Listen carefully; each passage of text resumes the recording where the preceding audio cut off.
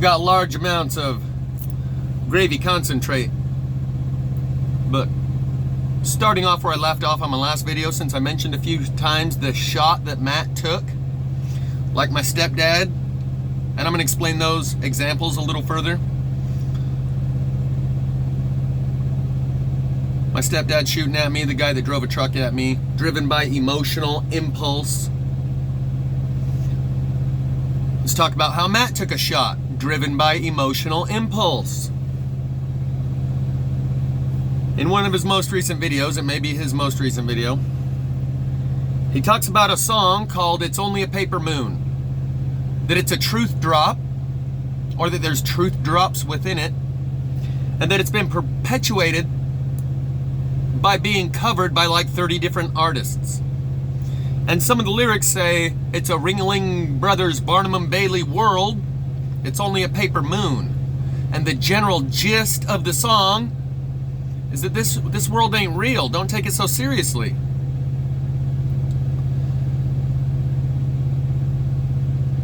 The basis of his presentation on a regular basis is exactly that. This shit ain't real is one of his catchphrases. And that the not-nilk system, the world, the physical world, and the not-nilk, the living, breathing entity that controls this world, so to speak, the god of this world, wants you to focus your attention outward and invest yourself into those things. Take them very seriously. That's one of the things he says over and over, is that the not-nilk system wants you to take the world and all these things out that are happening on the screen very seriously. In this song, Paper Moon, it's giving a message to the listener that this shit ain't real. Don't take it seriously. Follow me. And then he uses the exact words that Vanessa uses when she says that the most common overlay of a message into a song comes through the understanding of who's singing the song to who. And in Vanessa's words, she says, oftentimes it's like the human singer of the song disappears and it's just a conversation between you and God. So while he's explaining this Paper Moon song, how it's a truth drop, he says, and maybe it's one of those things like, who's singing the song? I don't know. Satan, the god of this material world, telling you it's all fake, just follow me. And then he moves right along. That was a shot. That was an attack. A psychic attack on Vanessa and myself.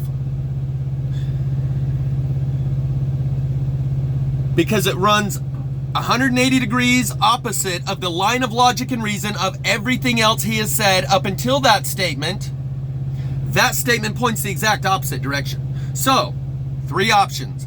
Either he doesn't believe everything he said up until that point, he doesn't believe that one statement that he just made, or he's engaged in doublethink and holds 2 contradictory ideas in his mind and believes them both to be true simultaneously. Black-white, or doublethink, as it's explained in George Orwell's 1984.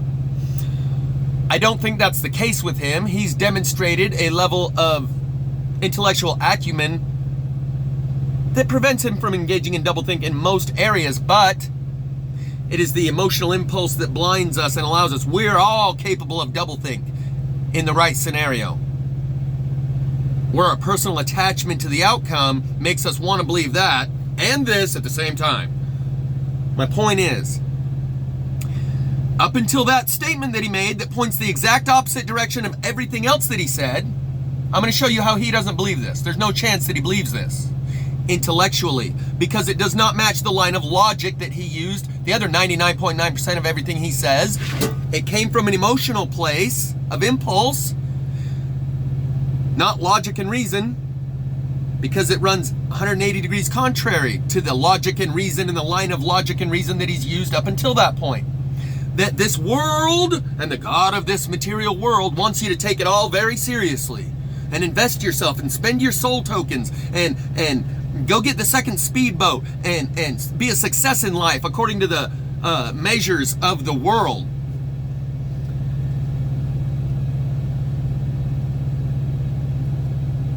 Therefore, the god of this world has you following him by taking all that shit real seriously, investing yourself in all that stuff out there, and taking it very seriously.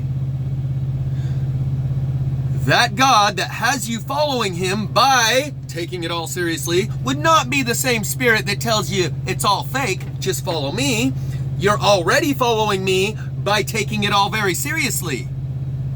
Do you see the logical fallacy that makes it impossible for him to actually believe that statement? It was an attack on Vanessa particularly, because misery loves company, and people who don't have certainty don't want other people to have certainty, and people that are full of confusion want other people to be full of confusion and despair, etc.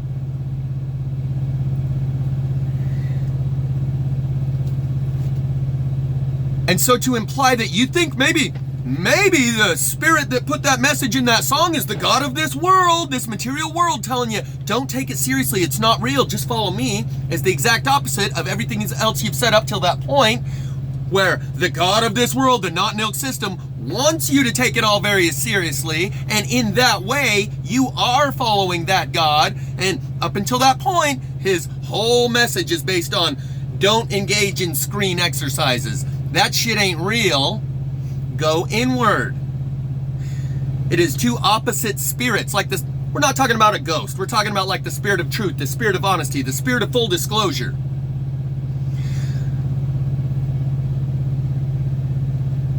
This not-nilk system, the God of this material world, wants you to take it all very seriously, and in that way, you are following that God of this material world by taking it very seriously.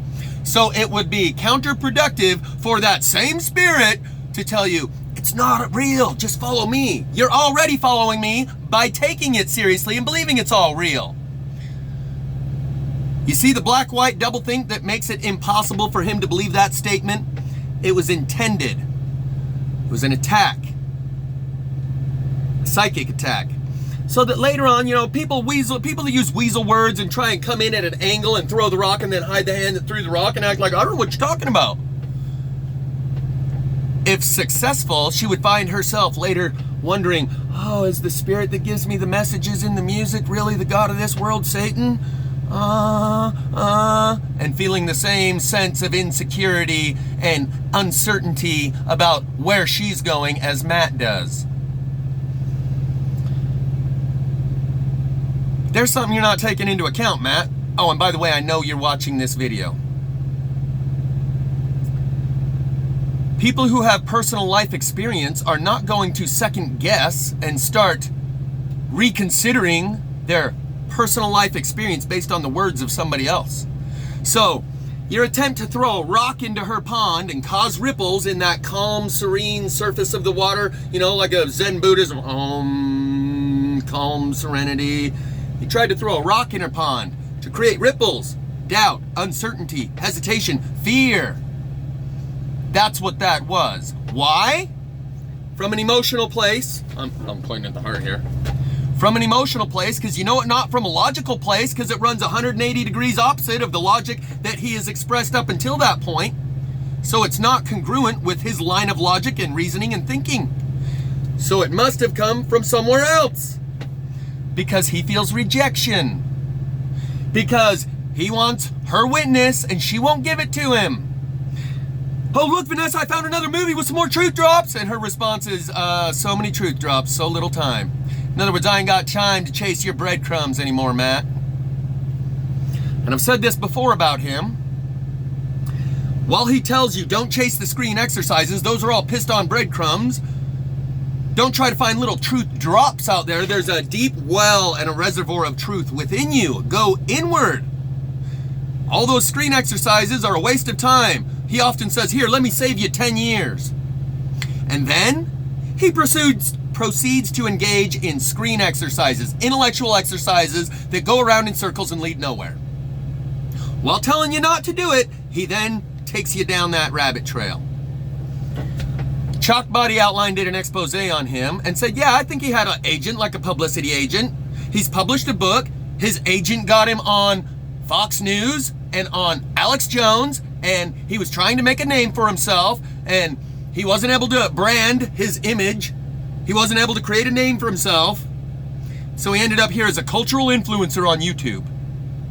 And Chalk Body Outline says, yeah, he feigns technological ignorance. He pretends he doesn't know how to turn the camera around on his 1989 Mac computer so it doesn't read the shirt in reverse. He says he doesn't know how. If he said, I just don't want to, that'd be one thing. But he says, I don't know how. And he explains how Matt feigns technological ignorance. Like, oh, I'm having such trouble getting this book published, when he's already published a book before.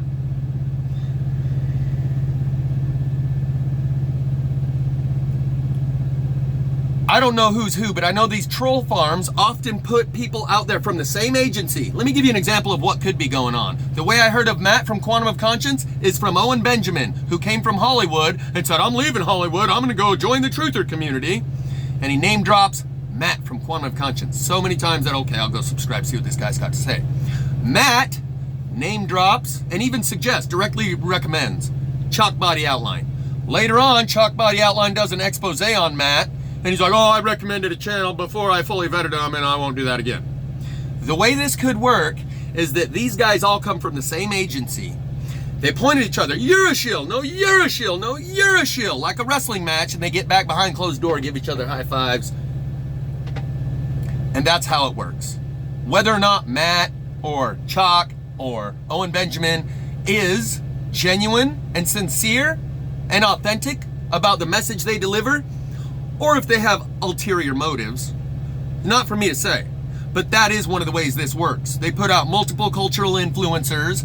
Better if they have smaller channels. Put out 100 guys with small channels rather than one guy with a channel 100 times bigger than anyone else. You put out a bunch of small guys. It gives them street cred to have no credibility, to have no following.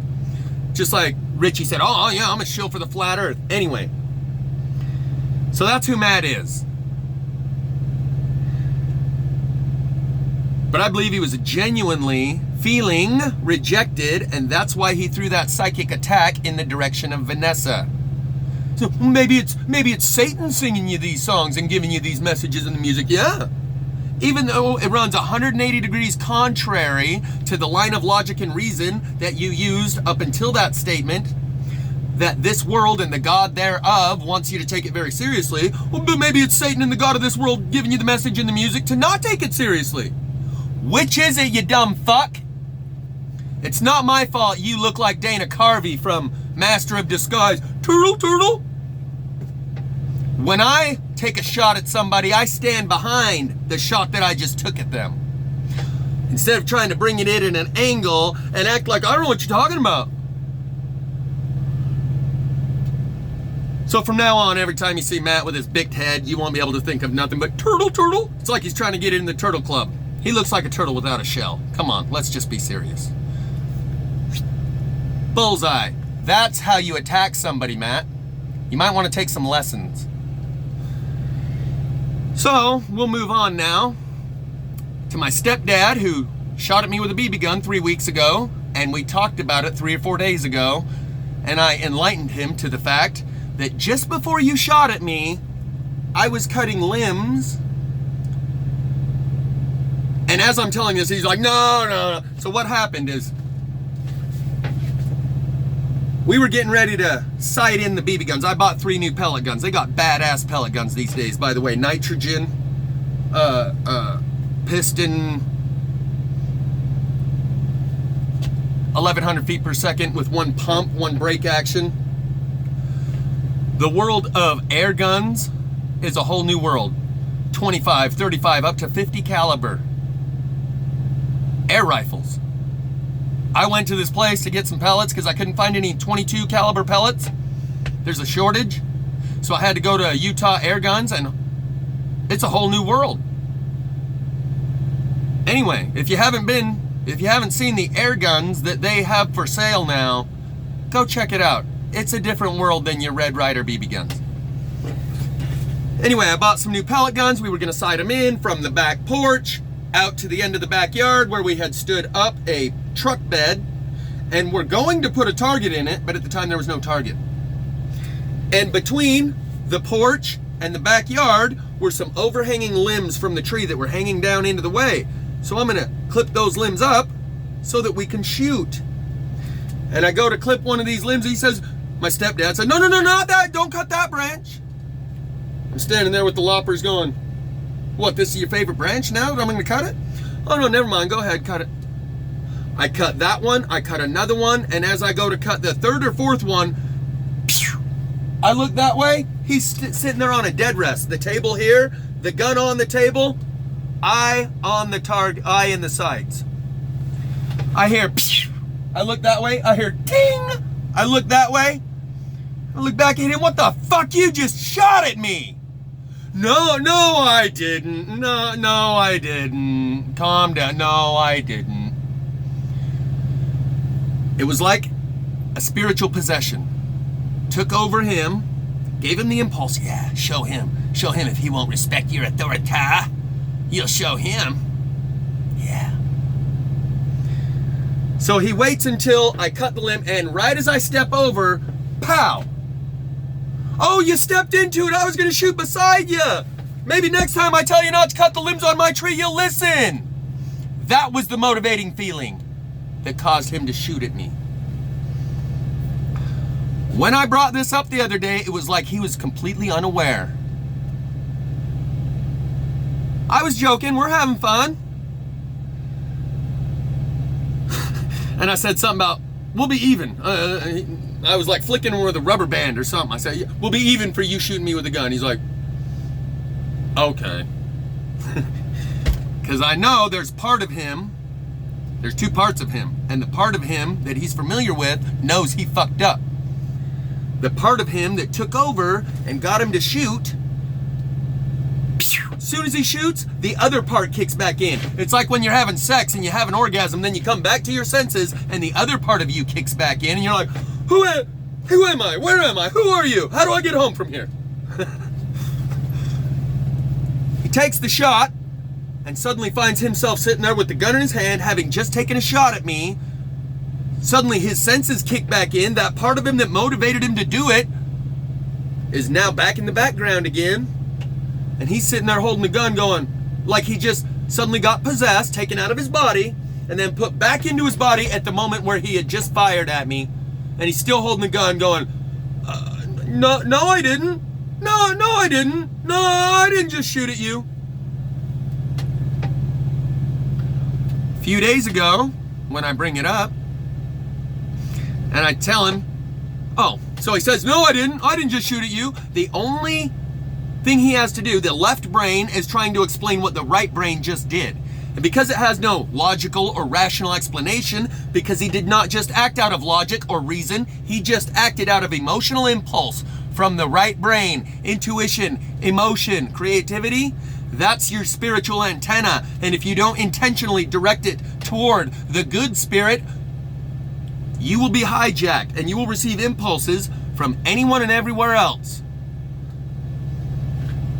So as soon as he takes that shot, the right brain made him take that shot, the left brain is left holding the bag of responsibility, trying to explain what just happened, and because he has no explanation, he just says it didn't happen.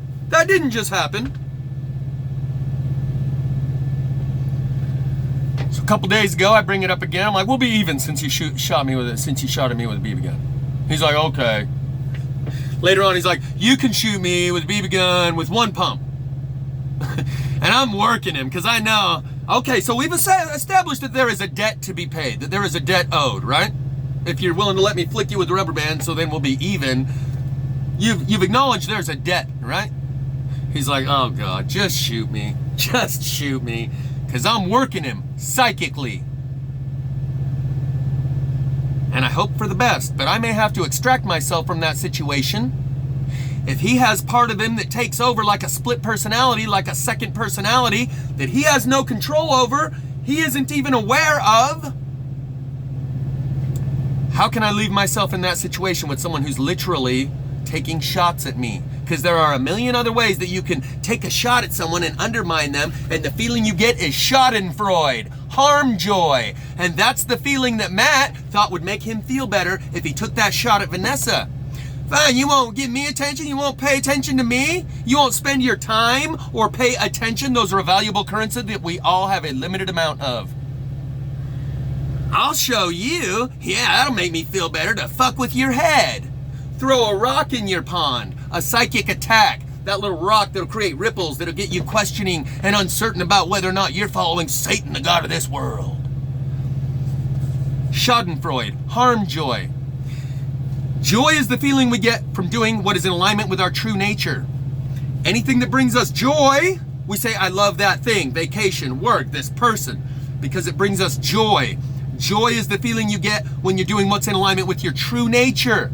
There is a mirror opposite feeling that you get that looks exactly the same, just like looking in the mirror, looks exactly the same, but reversed. So you can't even tell the difference. Like it said, that one voice in your head is imitating the other one, so you don't know the difference. And that feeling that it tells you will make you feel better, the one thing that motivates us to do everything anyone's ever done or ever will do, is because they believe it will make them feel better. But it's not joy that you're getting, it's Schadenfreude, harm joy, the exact opposite of what brings us joy. Because when you want to produce and create and acquire all the things in this world that you want to, but you can't, it feels almost as good to keep someone else from doing it. Oh, I got an F on the test. Oh, you got an F too? Oh no, I don't feel so bad. So there is this tendency, this impulse to make yourself feel better through Schadenfreude rather than true joy. The exact opposite of joy, the exact opposite of doing what's in alignment with our true nature, to create and produce and construct. Instead, it feels almost as good to tear someone else down. And if you don't get in touch with your emotional side, you will be driven and motivated in ways that you don't understand from a place inside of you that you don't even know exists. How can you then be trusted? How can you then say, oh, trust me, I won't do it again. I'm sorry, I won't do that ever again. It wasn't you that did it. It was the other you that you don't even know exists. So we've covered my stepdad taking a shot at me, Matt taking a shot at Vanessa. The first week I was on the job here, I made a video about this, so some of you will remember the story. First week I'm on the job, number 2 in command, there's like the owner, number 1 in command, manager, and number 2, his little protege. I call him Gandalf the Wizard and Harry Potter, his little wannabe wizard. And Harry Potter drives his truck at me. We're all waiting on the side of the road to deliver large pieces. They've got a freeway lane closed, exit closed, and 1 lane coned off. And we're all lined up.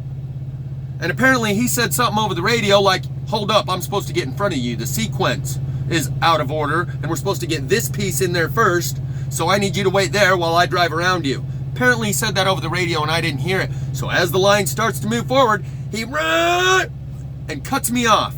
It's called a forced evasion, and if I wouldn't have hit the brakes or swerved, we would have collided. He stops his truck in moving freeway traffic. Someone could have rear-ended him at 70 miles an hour, assuming that truck that stopped must be on the other side of the cones, until they get right up on him and slam into his ass end. So, as we all start going, he guns it around me, cuts me off, and then stops right there in the middle of moving traffic, rolls down his window and starts screaming at me. I told you on the radio, blah, blah, blah, blah, blah, blah, blah, blah. If a car would have hit him, I would have told the officer exactly what just happened, and he would have went to jail for road rage. He was under the impression that because you're my employer or you have longer tenure here, somehow that authorizes you to act like that. I never even told the boss or the owner or anyone else in the company, because this is between you and me now. Even if the owner says, you're fired, Jeff, okay, I'm fired. You still got something to answer for. This is between you and me. And your employment with this company matters not when you just drove a truck at me from a place of emotion. The next day, when I come in, he's like, oh, well, we had the lane closed and it costs like an extra $3,500 an hour every hour that we go over because you have to have cops and a lane closure. And Rex was yelling at me. Rex is the wizard, who I've explained before, has spiritual parasites and tries to make everyone else feel inferior. He projects his own inferiority complex onto everybody else. Someone made him feel like shit, told him you can't do anything right, you're a fuck up, you're stupid, and so he runs around all day every day trying to prove everyone else that they're the fuck up, that they're stupid, they're inferior, they're incompetent, they're inadequate, to try to compensate for that emotional turbulence and turmoil that he's got going inside of him. And so the next day, after this guy drives his truck at me and I had to hit the brakes or swerve or we would have collided, and stopped his truck in moving traffic, I come in the next day, he's like, oh, hey, sorry, blah, blah, blah, but the lane closure and the time, and we were out of sequence. It turned out we weren't even out of sequence. After he got in front of me and cut me off, turns out, oh, never mind, we need this piece back here and this piece to go first. But as he's trying to explain what he did and why he did it, this is the left brain trying to explain using logic and rationale why you did what you did when what you did was not logical or reasonable or rational. You were acting erratic, irrational, and unreasonable from a place of emotion. But you don't recognize that, so you got to explain it as if you did it intentionally from a place of logic. And while he's sitting here giving excuses and shit, I said, dude, you stopped your truck in moving traffic. Yep, damn right. Sounds like by the stuff you're saying, you're explaining that under certain similar circumstances, you'd do it again. How about this? How about you'll never drive another truck at me ever again under any circumstances? Are we clear on that? He turns around and stops back. Okay, he turns around, stops back into the building like, I'm gonna go tell Rex to just fire you right now. Comes back out, he said, you ready to go? Because we were supposed to, I hopped in the passenger truck, he jumped in the driver's seat, we drove away, and not another word has been spoken about it since. He acted from a place of emotion, where he has no control, no self-control. He got hijacked, a hijacked biobot transceiver who received an impulse that it'll make you feel better to cut this guy off, motherfucker, because he's all charged up emotionally. And one of the things he said, like the cops and the lane closure were late in the sequence, and Rex was yelling at me, and that's why you did it. Because Rex is yelling at me, injecting his emotional poison and venom into me. The spiritual parasite is latched onto me now and wants to feed on my negative emotion, unless I extract it out of somebody else. And he doesn't know how to deal with this spiritual parasite yet. Some people, like Rex, after you've lived your whole life with it, become something like a functional alcoholic. They learn to live with that demon, that monkey on their back. But what Mike just did, obviously he's not very familiar with that demon in the way that it motivates him, because it almost sent his ass to jail. You would have lost your license for life and gone to jail for road rage. Oh no, but Rex was yelling at me, and then the cops and the lane closure and the blah, blah, blah, blah. Someone runs into you at 70 miles an hour and loses their life, all that shit goes out the window. So you might want to take this opportunity to recognize that if you don't get a hold of that, it's going to get a hold of you again, and next time you might not be so lucky as to get out of it without the consequences of the actions you just took. In other words, if someone actually hits you, next time you let that spirit take over you and give you an impulse and act in a way that's erratic, irrational, and illogical, you may have to pay the ultimate consequence. This time, it's free. The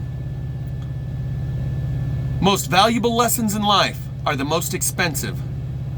And the trick is only paying the price of admission once. You got a free lesson. Take advantage, or don't, and see what happens. But that's where we are. Biobot transceivers getting hijacked through an emotional impulse from a place inside of them that they are not familiar with and do not even know exists. The angel on one shoulder, the devil on the other. The good wolf, the bad wolf. The song by AWOLNATION. I'ma make a deal with the bad wolf so the bad wolf don't bite no more. You better get familiar with that bad wolf. Like James True says, we cast our inner reptile out to Zeta Reticuli because we're so afraid of it. And like James says, those two pillars, fear of snake and love of mother, Yakin and Boaz, there's many different versions of those pillars. Right wing, left wing politics is those two pillars. And I'm sure some of you have noticed, you know a lot more about those two pillars and what it all means than you did a short time ago. And that makes the collective initiation that I spoke of a real deal. So that emotional impulse from the spiritual side of yourself, if you do not tap into the still small voice within, and through your intentions and your free will, direct that side of yourself to receive the good spirit, then that side of yourself will be tapped into by any and everyone else. And when the new sheriff in town takes the reins of power, they will not be any respecter of your free will. You will be motivated in ways that you don't understand.